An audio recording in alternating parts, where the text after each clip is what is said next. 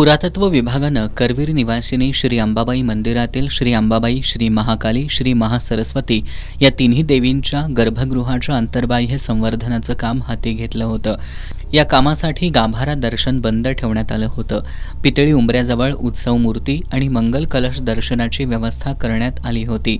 संवर्धनाचं काम पूर्ण झाल्यामुळं उद्या बुधवारी सकाळी 8:30च्या आरतीनंतर गाभारा दर्शन पूर्ववत सुरू होणार आहे। पश्चिम महाराष्ट्र देवस्थान समितीचे सचिव शिवराज नाईकवाडे यांनी ही माहिती दिली।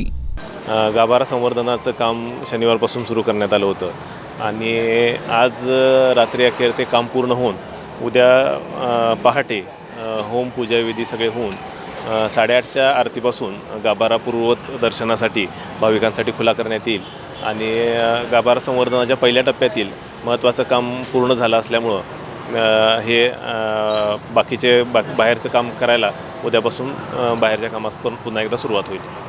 गाभाऱ्याच्या कामानंतर आता मंदिराच्या बाहेरच्या कामांना उद्यापासून सुरुवात करण्यात येणार असल्याचंही नाईकवाडे यांनी सांगितलंय।